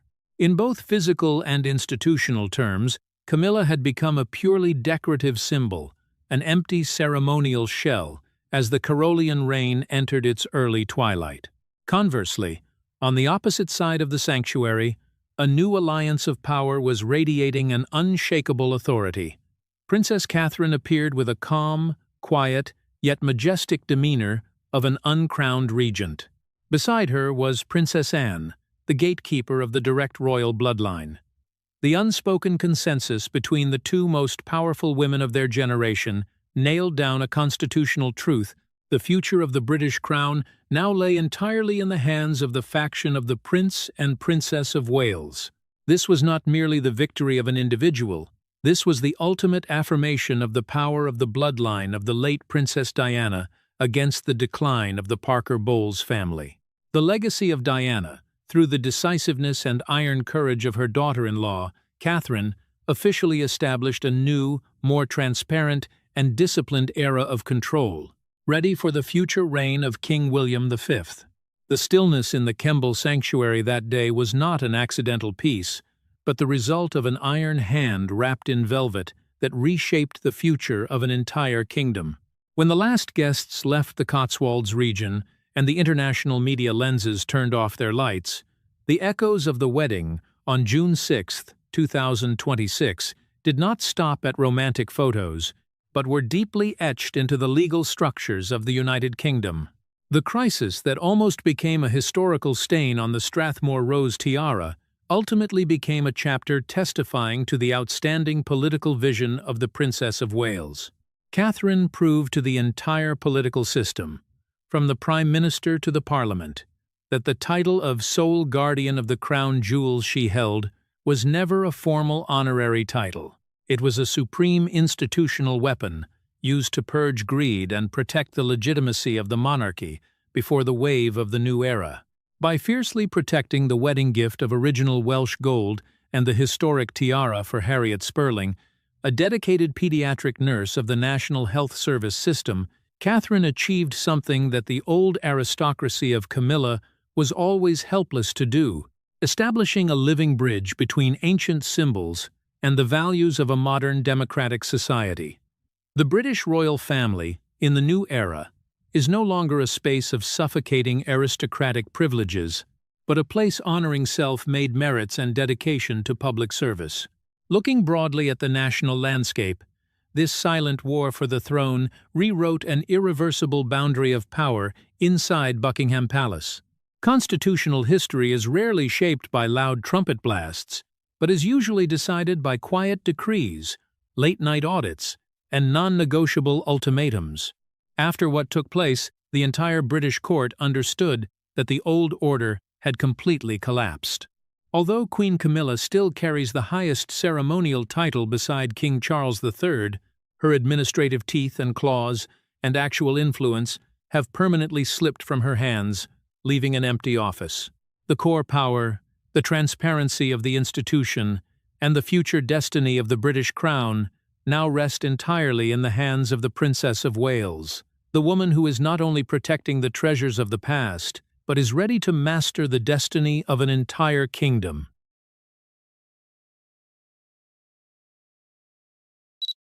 The latest report from former People Editor-in-Chief, journalist Dan Wakeford, has exposed a ruthless reality unfolding behind the fortified walls of Buckingham Palace. Prince Harry currently does not even have his brother's personal phone number. Prince William, the red line has been drawn clearly in London, and palace insiders confirm that even if Harry found a way to connect, William would absolutely not pick up the phone. This blood relationship has no chance of being saved. It is officially over. Instead of recognizing his own mistakes, after a series of direct attacks aimed at the royal family through the memoir Spare, published in 2023, the Duke of Sussex chose a selfish move. Harry is pulling the strings for close media channels in the United States to pressure Princess Catherine, deliberately forcing a woman who has just gone through a life-and-death battle with cancer to step up and shoulder the role of mediator for the ruins he created himself. The nature of this move does not stem from repentance or brotherly love. This is a calculated public relations campaign when the Sussex brand in Hollywood has hit rock bottom and completely run out of commercial value. When the family's smearing contracts with Netflix no longer hold attraction and the reputation in Montecito is plummeting, Harry needs to cling to the name of Catherine like a life jacket to maintain public attention. The act of profiteering on the tolerance of his sister-in-law is a cruel psychological manipulation. Should Princess Catherine once again tolerate and rescue this brother-in-law, or is it time for Harry to pay the price permanently? If you believe Catherine should stand out to mediate, please comment number 1. If you think Harry has gone past the limit and deserves to be cast out, please press number 2 right below. The shocking report from Dan Wakeford, former editor-in-chief of 2 leading American magazines, People and US Weekly, has exposed a bitter truth about the absolute isolation of Prince Harry. The Duke of Sussex currently does not even have his brother's personal phone number, Prince William. This revelation is not merely a piece of tabloid news, but a document confirming the complete collapse of the internal diplomatic system within the British royal family. In the world of those who hold the destiny of the throne, changing phone numbers and cutting off all direct communication channels is a powerful statement. For the Prince of Wales, Harry is no longer a misguided younger brother, but has been classified as a security threat, an uncontrollable source of information leaks. Wakeford clearly stated that even if Harry somehow obtained the means of communication, William would absolutely not pick up the phone. The door of Kensington Palace has been locked tight, and the key has been thrown away. However, instead of accepting reality and taking responsibility for the pain he caused with his own hands, Harry is operating a calculated and selfish media tactic from the Montecito mansion. Realizing the fortress wall from his brother is unshakable, Harry activated the close media gang in the United States. Writers who used to operate as an unofficial propaganda machine for the Sussexes to redirect the attack. The new target being aimed at is none other than Princess Catherine. Through articles systematically planted in American entertainment magazines, the Sussex faction is deliberately building a fallacious narrative. They turn Catherine into the central character, the only person with the ability and responsibility to stand out and heal this broken relationship. Looking through the glamorous paint of the arguments under the name of family affection, we must frankly expose the toxic nature of this move. This is an act of cruel psychological manipulation, gaslighting, at an international level. Look at the realistic context. Princess Catherine just had to go through a period of physical and mental exhaustion while fighting dangerous cancer. While she needs absolute peace to recover her health and protect her 3 young children, Harry uses public pressure to push her into a corner. By publicly stating that Catherine is the only one who can persuade William, Harry is executing an emotional blackmail campaign. If Catherine refuses to intervene, the pro-Sussex media will have an excuse to portray her as a cold, selfish, and intolerant sister-in-law. In other words, Harry is seeking to swap positions, turning himself from a sinner into a pitiful victim and turning Catherine from a real victim into the guilty party if the reconciliation fails. This selfishness becomes even more brazen when we look back at the timeline of historical betrayals. This deep animosity did not happen naturally. It was built with the bricks of profit that Harry and Meghan have collected since leaving the royal family in 2020. The climax was in January 2023, when the memoir Spare was published. In that book, Harry did not hesitate to expose private text messages between Meghan and Catherine about the bridesmaid dress of Princess Charlotte, deliberately smearing his sister-in-law as difficult and prejudiced. Not stopping there, Harry also condoned allegations of racism aimed directly at Catherine through the book of writer Omid Scobie at the end of 2023. For many years, Harry has continuously launched attacks destroying the honor of Catherine in exchange for million-dollar contracts with Netflix and American publishers. Now, when commercial projects in Hollywood begin to run out of ideas, when the British royal family is no longer a goldmine to exploit sensational information, Harry turns around 180 degrees, demanding the woman he once trampled on to stand up and rescue his reputation. That is not the repentance of a younger brother. That is the panic of a merchant standing on the verge of brand bankruptcy. Harry needs the name Catherine like a passport to reposition himself in the United States, regardless of the fact that this action can tear further into the emotional wounds of his sister-in-law. This despicable public relations campaign shows that Harry has still not learned any lesson about respect and boundaries. He is still a spoiled child, always thinking that all his mistakes can be settled by the tolerance of others. But Montecito has forgotten one thing. The patience of the British royal family is not infinite, and especially, they underestimated the man standing protectively in front of Catherine. But Harry forgot a core rule of power. Catherine is not alone in this life-and-death battle. Behind that woman is a Prince of Wales holding a cold fury, a man who has already drawn non-negotiable red lines to protect his small family against all attacks from California. Let us look at the fierce reaction of Prince William right after this. To understand the absolute impossibility of healing between the two Windsor brothers, we must look through the surface of mainstream press headlines. Mainstream media often mistakes the cold silence of Prince William as an expression of aristocratic pride or selfish pettiness before the mockery of his appearance, his hair loss in the memoir Spare. That is a completely wrong reading of the nature of the future king. The fury of William does not stem from personal vanity. It stems from the protective instinct of a man toward his small family. For William, Harry did not simply write a book telling tales. Harry turned Princess Catherine into the target of a global media hunt in exchange for million-dollar checks. This deep animosity was shaped by violence and red lines from before the Sussexes left. Let us go back to the context of the movie season of 2019, Behind the Grounds of Nottingham Cottage.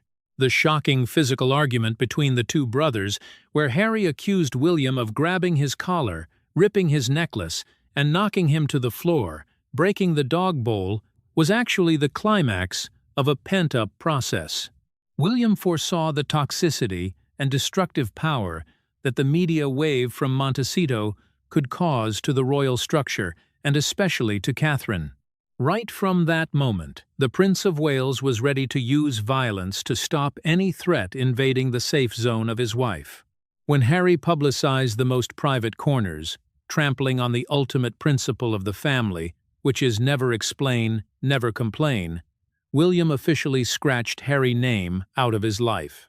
However, there is an independent critical perspective, a much more shocking and ruthless truth being kept secret by Prince William behind the official statements of Kensington Palace. Sources close to the royal health authorities revealed a bitter assessment by William. He believes that the smearing campaign, cruel psychological pressure, and continuous media terror prolonged from California since 2020 was precisely the indirect agent destroying the immune system and leading to the serious health crisis of Princess Catherine. Modern medicine has proven that chronic stress is the #1 enemy of the human body. It reduces the natural defense capability and triggers pathological cells to activate. Look straight at the timeline of endurance that Catherine had to go through. From the blockbuster interview with Oprah Winfrey in March 2021, where Meghan publicly weaponized a private life story, accusing Catherine of making her cry before the wedding, to the Netflix documentary series at the end of 2022. And the climax was the memoir Spare in early 2023. For more than 3 long years, Catherine was placed under the microscope of global hatred. For a woman with a private lifestyle, dedicating all her mind and strength to raising 3 young children, Prince George, Princess Charlotte, and Prince Louis, this attack was a systematic mental torture.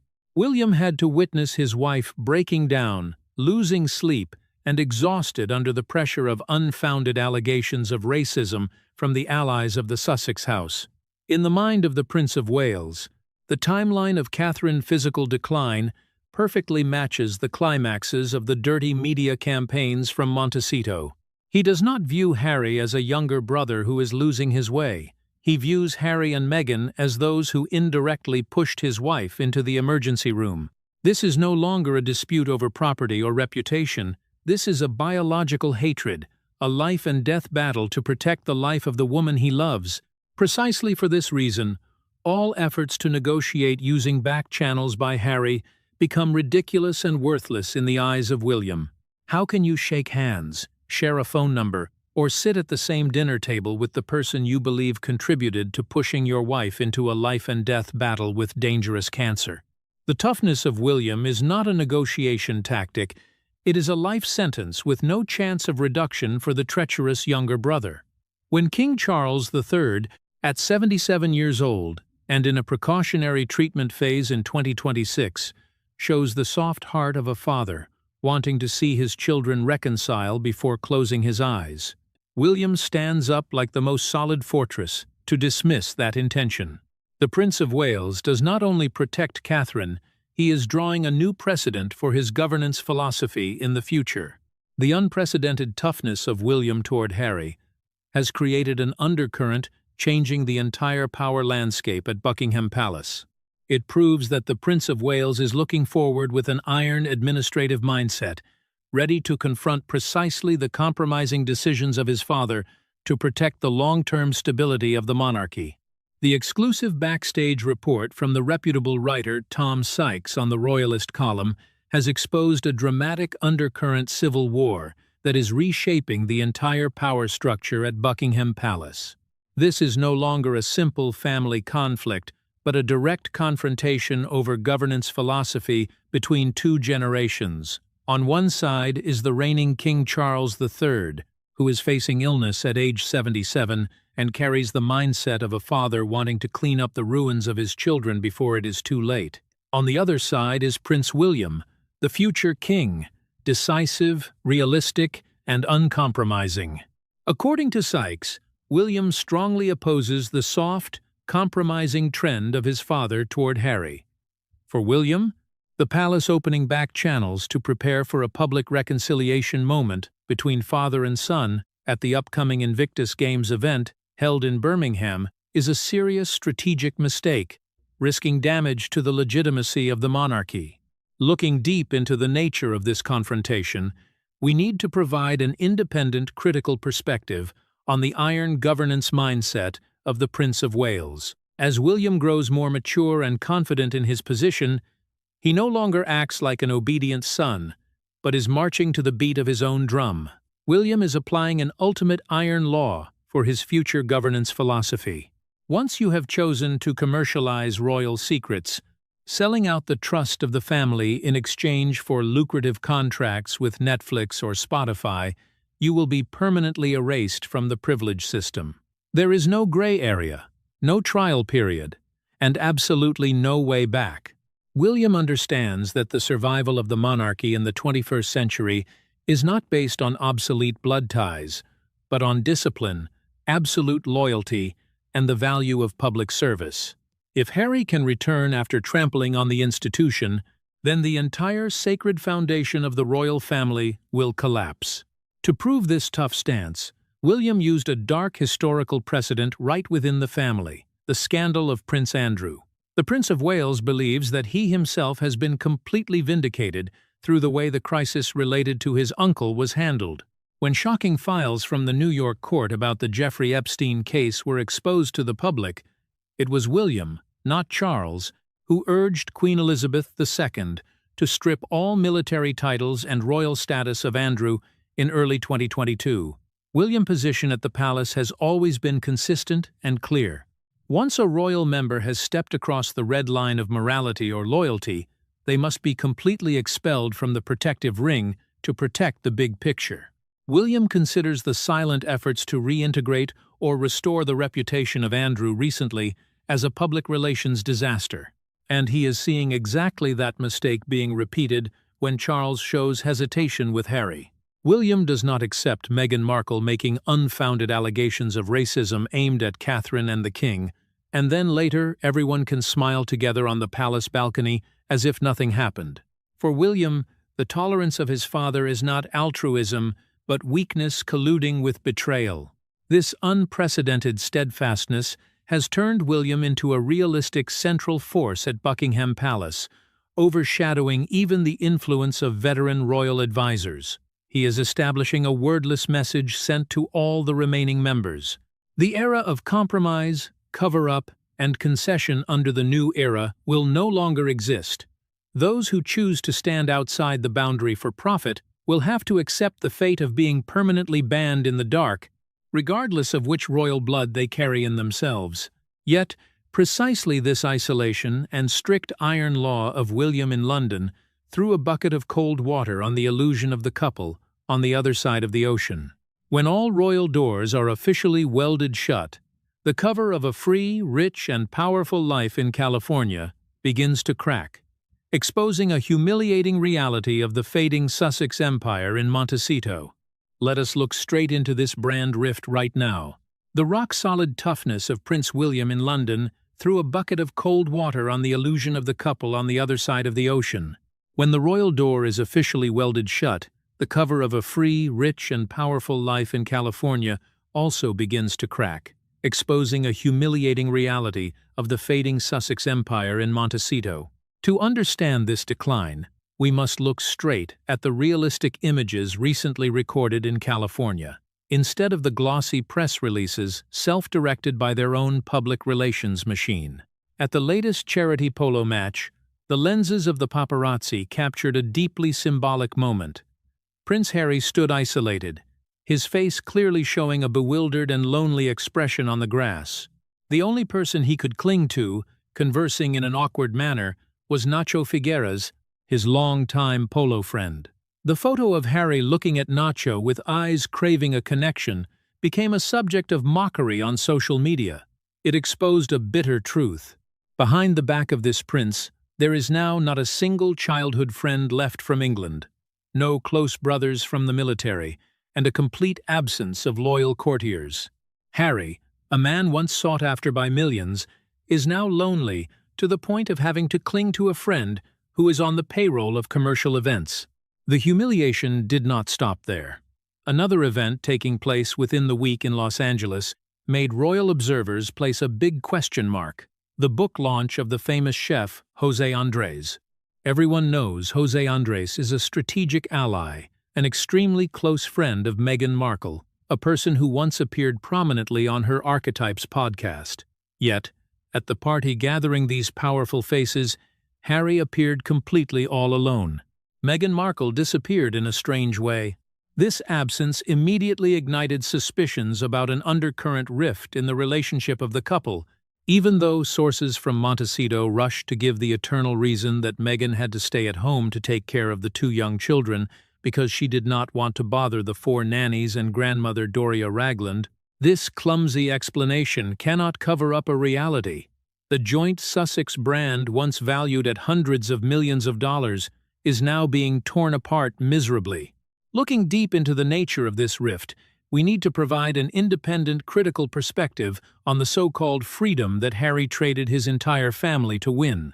When stepping out of the protective structure and privileges of the British royal family in 2020, Harry and Meghan believed they could rule Hollywood by themselves with royal aura. But California is not London. Hollywood does not operate by blood reverence, it operates by the pure and ruthless law of profit. When the sensational information, the bad words, and the smearing of the family gradually became boring and turned away by the public, the couple realized they had exhausted their own capital. To survive, they were forced to execute a desperate brand division strategy. Meghan Markle withdrew to the backstage to focus on commercial business projects and lifestyle, like the American Riviera Orchard brand, while Harry was pushed out to continue playing the role of a lonely charity activist. This is a humiliating downgrade. Harry is no longer a prince going on tours representing the United Kingdom, but has turned into a freelance speaker, a pawn in the deeply pragmatic Hollywood ecosystem. Look at his schedule. Harry has to travel alone to corporate conferences in Australia, then return to Washington to lecture before rows of audiences where most participate out of curiosity for a former royal than for the value of the speech. From a global sovereign symbol, the reputation of Harry in the United States has plummeted down to the level of a B-list celebrity, standing in the same rank with washed-up entertainment figures at the parties of the California elite. Harry left to be free. But what he finds in Montecito at this time looks like a voluntary exile, where he realizes freedom without family, without an organizational structure, and without his brother by his side is actually a total state of being lost. The decline of the Sussex Empire in the United States is proof that the media law of cause and effect has begun to operate. Those who use betrayal to buy fame will be eliminated by the very pragmatism of the entertainment world when the value of exploitation no longer exists. While the two Sussex brothers are tearing apart their blood relationship and suffering the consequences of their choice at a higher level in London, their own father, King Charles III, is also facing another secret information leak: war. A macro-political war that risks blowing up the diplomatic relations between Buckingham Palace and the White House. While the family crisis of the Sussexes is burning itself out from the inside, at the Central Power of London, another macro-political earthquake has just exploded directly threatening the diplomatic prestige of the British royal family. The shocking exclusive information on the front page of the newspaper pulled back the secret curtain, exposing the leaked documents called the Mandelson Files. These are no longer stories of personal conflict or the jealousy of princes, but a thorny geopolitical gamble directly involving King Charles III and the United States President Donald Trump. According to these declassified and partially redacted documents, King Charles III is said to have gone through an extremely jittery period, anxious and hesitant, leading to the fact that he once did not want to preside over the reception banquet for Donald Trump during his state visit. The reason given from internal sources was due to the deep concern of the king before the behavior of Donald Trump toward the Ukraine President Volodymyr Zelensky after a fiery diplomatic argument. The appearance of the Mandelson Files at this sensitive time requires us to provide an independent, sober, critical perspective to expose the political conspiracies standing behind it. Look straight at the nature of the leak. Who benefits when discussions of an inviolable nature between the monarch and diplomats are pushed to the public? This is clearly a dirty political game of the left wing and the woke forces in Britain. They are deliberately weaponizing secret emails to create an unhealable rift between Buckingham Palace and the Donald Trump administration. They want to use the image of a king with a tendency to protect the environment and social progress to humiliate the American president of the conservative line. For a constitutional monarch, the ultimate principle is to stand above politics and maintain the strategic alliance between the United Kingdom and the United States, regardless of who is sitting in the White House. The fact that the left wing deliberately exposed the hesitation of the king is a systematic sabotage of national diplomacy. The realistic factor in the leaked documents painted a picture of chaos at Downing Street and the Foreign Office. The lines of emails and text messages exchanged rapidly in March 2025 between Lord Peter Mandelson, who at that time held the role of British ambassador to the United States, and high-ranking officials showed a true backstage crisis. The diplomats had to run around to handle the situation, fearing that a shake of the head or a coldness from the king could trigger a full-scale diplomatic crisis with Washington. In one email sent out, Mandelson had to send thanks to the Undersecretary of the Foreign Office for the calm handling in the past 48 hours related to the visit of Trump. Another document revealed Mandelson had to wait anxiously for updates from the regular weekly audience between the king and Prime Minister Keir Starmer to see whether the arguments of the government could sway the intention of Charles. The left-wing government of Prime Minister Keir Starmer at Downing Street, though not sharing the same ideology with Donald Trump, also understood that Britain could not endure a diplomatic slap aimed at Washington. However, the most incredible and praiseworthy thing in this entire story is precisely the realistic bravery and maturity of King Charles III. Rising above personal prejudices and initial hesitations, the 77-year-old monarch proved why he deserves to sit on the throne. When entering the banquet room, Charles cast aside all political disagreements to perform his national duty perfectly. The subsequent state visit in Washington, D.C., was a resounding success beyond expectations. Those who witnessed found no coldness or condescension from the king. On the contrary, between Charles and Donald Trump, a deep respect was formed based on the status of mature leaders. Instead of falling into political controversy traps set by the media, the two men chose neutral, safe, but equally bonding topics. They discussed family, the princesses, and in true British style, they discussed the weather. The wisdom of Charles completely neutralized the sabotage plot of the left wing, turning a crisis risk into a resounding diplomatic victory for London. This geopolitical gamble once again affirms that, while the younger generation like Harry is struggling in selfishness and personal tantrums in California, those steering the royal ship in London must face the fierce waves of the era to hold firm the survival of the monarchy. From confidential national diplomatic files to unhealable rifts within the family, the British monarchy is standing before a historical turning point of the new era.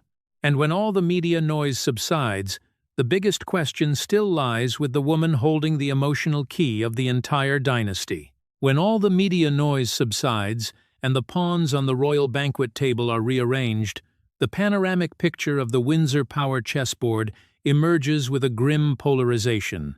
In Montecito, California, in a dark corner of a luxurious but lonely mansion, a prince is losing his way. Prince Harry is sitting there, helplessly looking toward the other side of the Atlantic Ocean, wearily waiting for a phone ring from an older brother who has delivered the ultimate decision: never call. The illusion of a media overthrow to force the family to kneel down and apologize by the Sussexes has officially gone bankrupt. What Harry found in Hollywood was not freedom, but the most ruthless mental exile sentence, where he is trapped between the pragmatism of the entertainment world and the late regret for burning down the bridge leading back to his homeland with his own hands. In London, King Charles III, at 77 years old and facing an uncertain future, along with a precautionary treatment schedule extending into 2026, carries the mood of an old father longing to see his house settled before the door of time closes. He wants to repair what his children destroyed. Yet, sovereignty has the iron law of sovereignty. The king understands that he cannot trade the compassion of a father for the chaos of an institution. He cannot break the ultimate principles to welcome back a traitor when there is no substantial repentance. And at the center of this entire complex equation, the woman holding the emotional key of the entire dynasty, Princess Catherine, has given her own answer. Overcoming the cruel attacks, overcoming even the lens of dangerous illness, Catherine chooses a steadfast and sober manner of conduct. She will not let blind altruism be weaponized by public relations campaigns from California. The maternal instinct of a woman protecting the future of Prince George, Princess Charlotte, and Prince Louis, along with the loyalty dedicated to Prince William, has triumphed over the emotional blackmail pressures from Montecito. Catherine chooses silence to protect the safe zone for her small family, and that very silence is the coldest slap, ending all illusions of reconciliation for Harry. The story of the Windsor house is proof that, in the game of sovereignty, loyalty and discipline are non-negotiable values.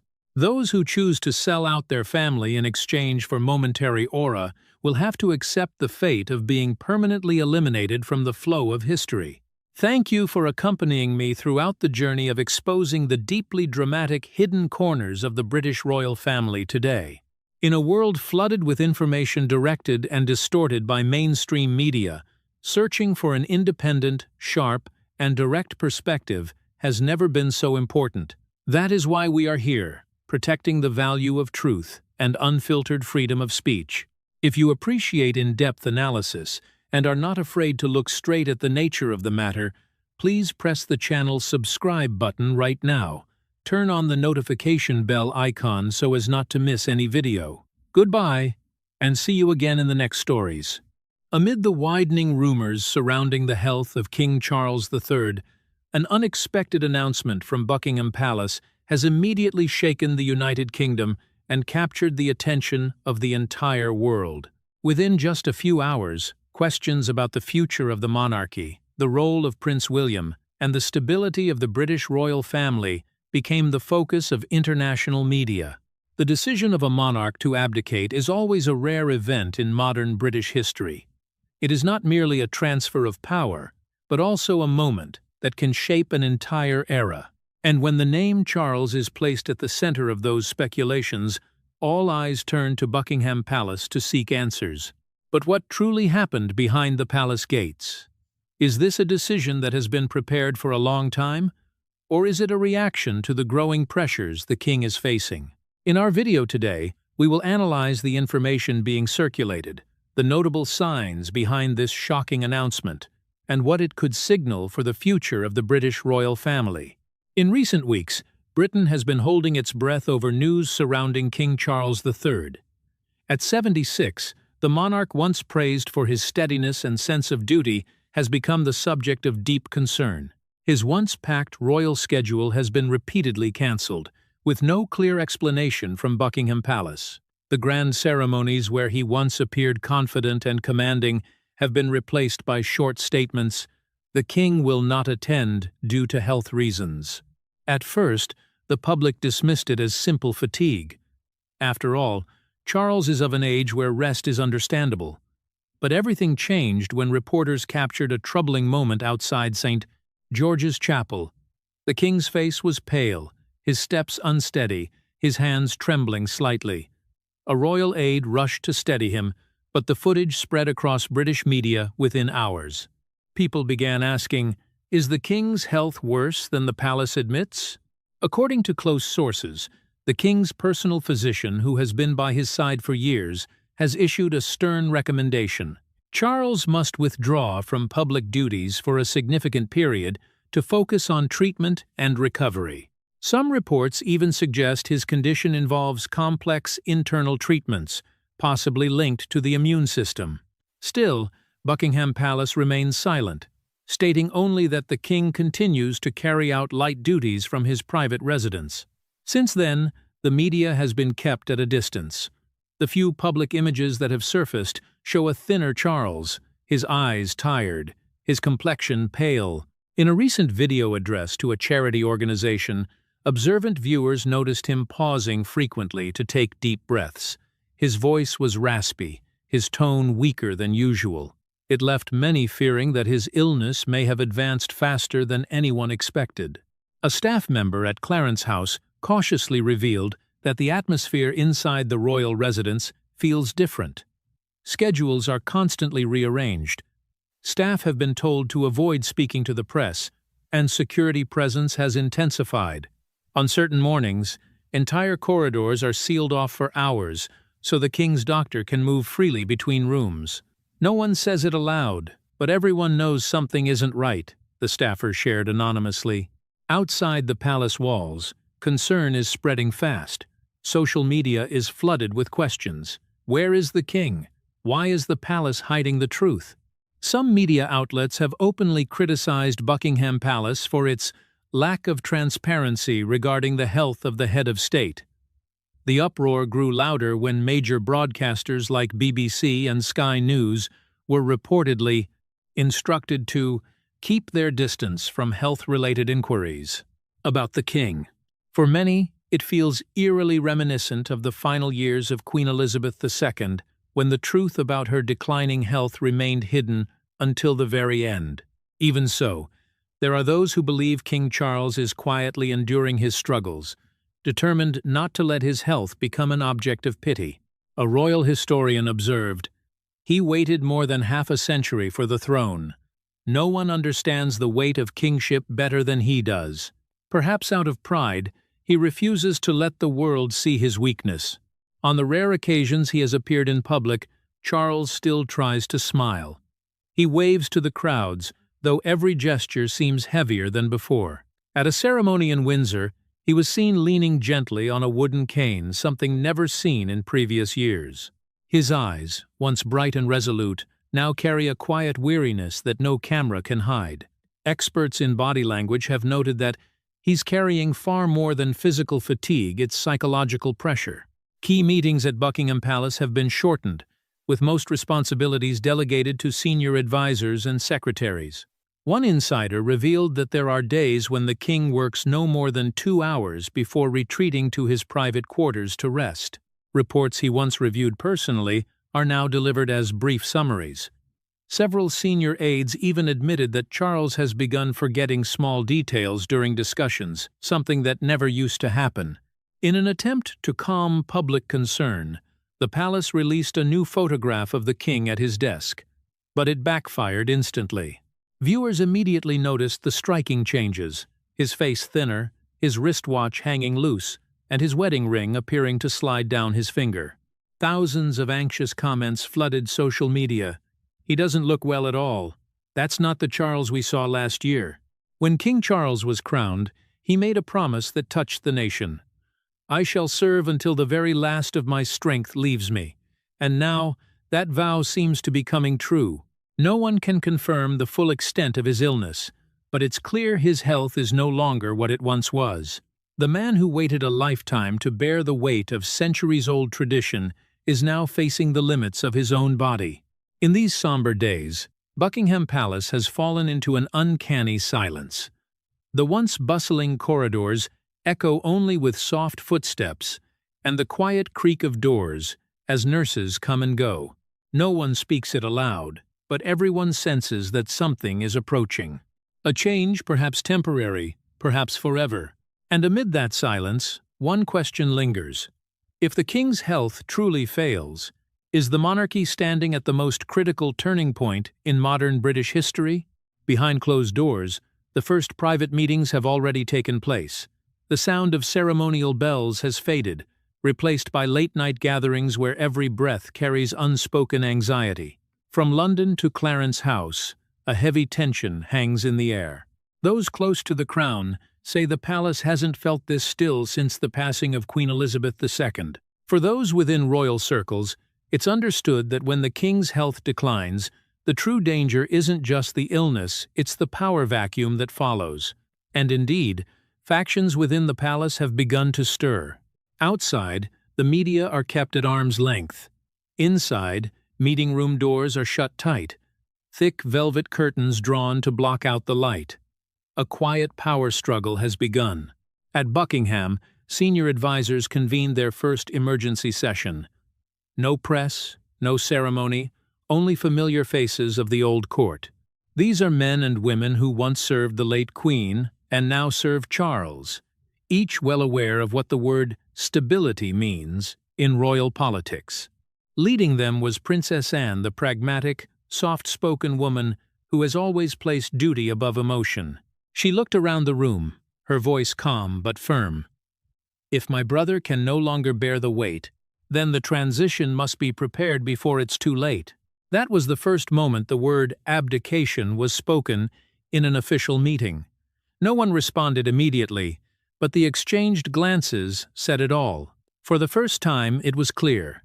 This was no longer a rumor. The traditionalists, those devoted to the honor of the crown, believed the monarchy must preserve its dignity through decisive action, not by clinging to the throne when strength is gone.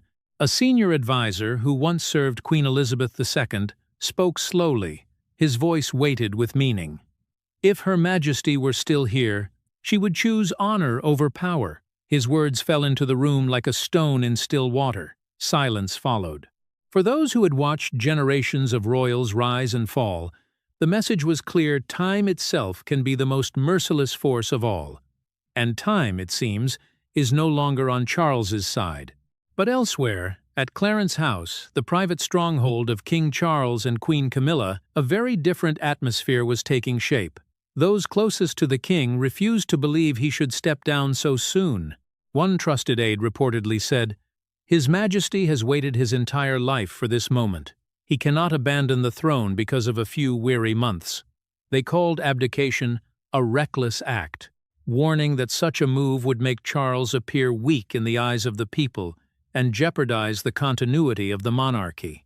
This faction wasn't just defending the king, they were defending the stability of the crown itself, because they knew that if Charles were to abdicate early, the entire structure of power within the palace would need to be rebuilt, and not everyone would have a place in the new order. Behind the doors of those secret meetings, names like William, Anne, and Catherine surfaced again and again, like chess pieces in a game whose end no one could predict. By mid-October, the pace of these meetings had intensified. Sources inside the palace claimed many were held late at night, often involving just 4 or 5 participants. Documents were sealed, phone calls made only through secure lines. One advisor described the mood, "I've never seen the palace operate in such eerie silence. People move quietly, speak in low voices, and avoid meeting each other's eyes for too long." Then came the night of October 12, a moment insiders now refer to as the turning point. A black Range Rover slipped out of Adelaide Cottage, carrying Prince William and Princess Catherine to Buckingham Palace. No public schedule recorded the visit, but security cameras confirmed their presence for nearly 2 hours. No one but 4 people, Charles, Camilla, William, and Catherine, knows exactly what was discussed that night. But according to a close source, the conversation was tense and deeply emotional. William, the composed eldest son, was said to have told his father softly, "I don't want to see you suffer because of duty. If you need to rest, Britain will understand." Catherine, sitting quietly beside her husband, reached out to hold his hand, her gaze resting on Charles, who reportedly remained silent, head bowed. To him, the crown was not merely power, it was legacy, a promise to his late mother. Yet, as he looked at his son and daughter-in-law, the faces of the next generation, Charles seemed to realize something profound. A monarchy cannot endure on will alone. It must renew itself through youth and faith. After that meeting, the king was said to have lingered in the room longer than usual. A courtier later recounted that he said nothing on the drive back to Clarence House. When they arrived, he finally murmured a single sentence, "Perhaps it's time I start thinking seriously." That one line, spoken softly, rippled through the staff in silence. They knew the balance of power had begun to shift. The next morning, his closest advisers were summoned to an unscheduled meeting. No decisions were formally announced, but signs of change became unmistakable. Charles began delegating more royal duties to William. His public appearances grew fewer, his speeches shorter, and his absences were no longer covered up by the palace as they once had been. Within the walls of the British monarchy, once thought unshakable cracks had begun to appear. The traditionalists believed it was time to prepare for